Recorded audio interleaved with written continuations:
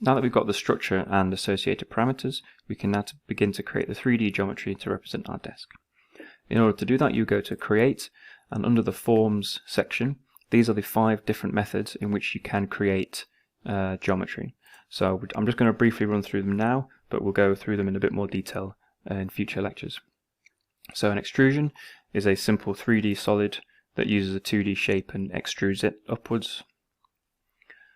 A blend is a solid 3D shape that blends 2 objects along 2 profiles along its length. A revolve is a 3D shape that takes a 2D profile and revolves it around an axis point.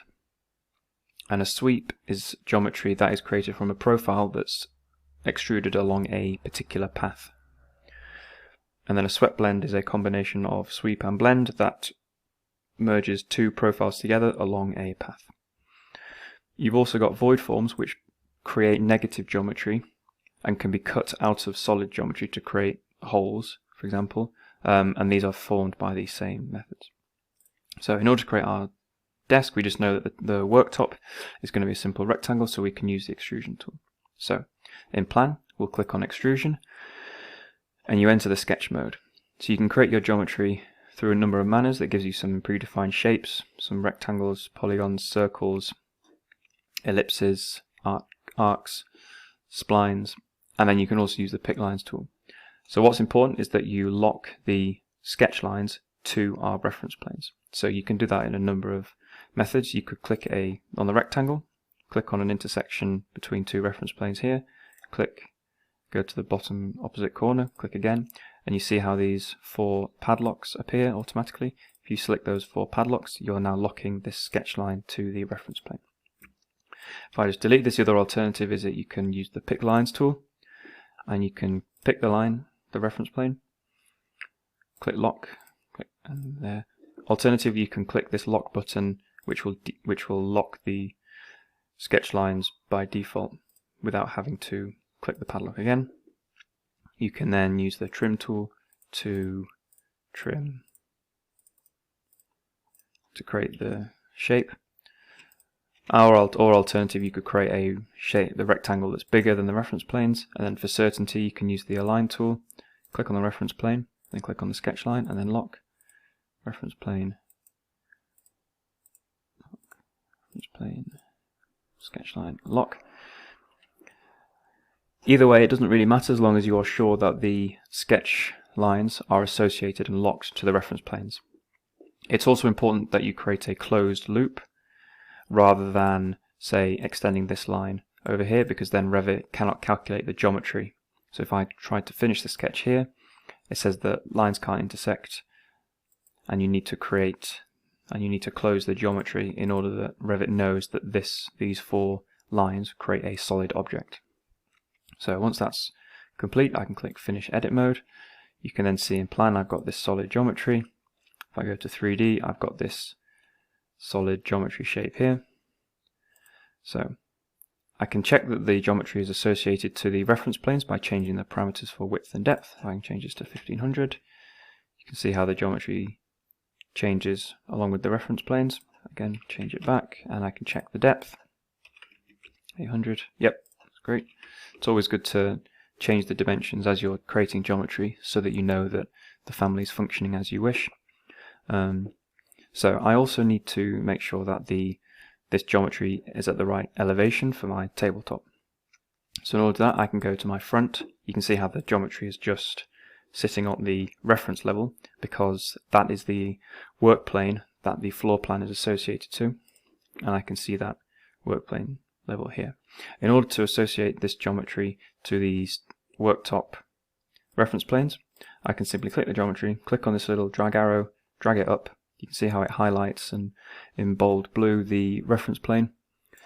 Unclick and then click lock, and then I can drag the lower one up, unclick, lock. Now I can change the height to again check that the geometry is locked. It looks good. And then the worktop thickness, change that to 100. Yep, and change it back to 50. Yep, I can go into 3D. I'm going to change the scale just so the lines aren't as thick. Change it to 20. Yep. I can also go to my family types dialog box, change the width to 1500. Yep, and you can see how the geometry changes. Now I also need to add in some legs to this desk.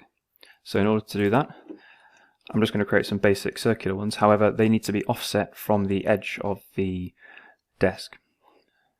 So in order to do that, I need to create some more reference planes.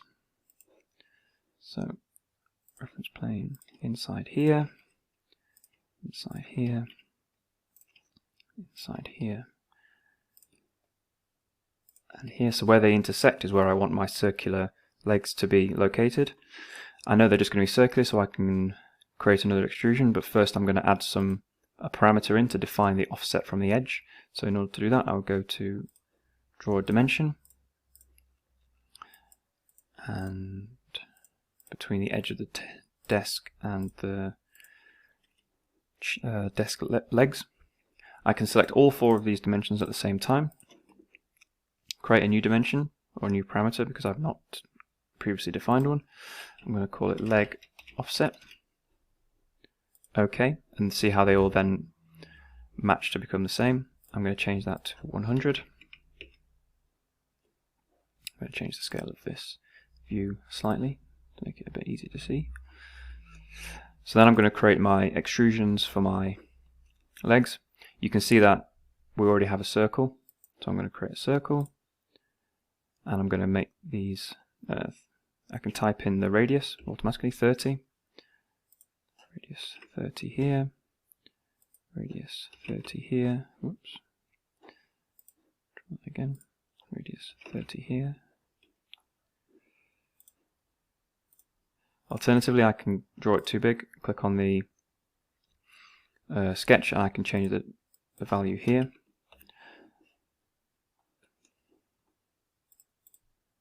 And then create one more, change that to 30. Now I can have multiple sketches within the same extrusion because all Revit will see is that this is a solid, this is a solid shape, this is a solid shape, and this is a solid shape, and it will just create 4 of them. So once I've done that, I can click the finish button. I can check that these are locked to the leg offset by changing this to 150. Yep, that looks good. If for whatever reason the geometry is not locked to the reference planes, you can click the circle. You can click on this center mark visible parameter in the properties, and you can see how you get a little crosshair. You can then use the align tool to align by selecting each reference plane and then the center mark and locking it. Revit's quite intuitive when it comes to certain geometries and sketches, so it has done this automatically, but if you need to check it's a good, or you see for some reason that it's not worked, this is a good tip to lock the geometry of circles. So click yep. Again, just check that it's working. Yep, great. Again, I need to change the height, so I can go to front. So what I can do is I can either click and drag these up and lock to there.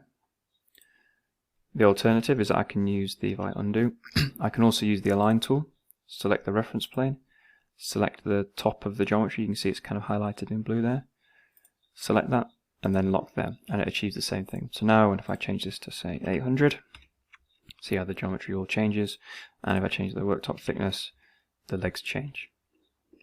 Go into 3D, again, go to types, change the worktop thickness for example, 100, yeah, 50, and then change the height to 750. Okay, there we go. So that's it, that's the basics of creating a desk using the extrusion tool. And in our next lecture we'll save this and load it into a project and create different types with different sizes.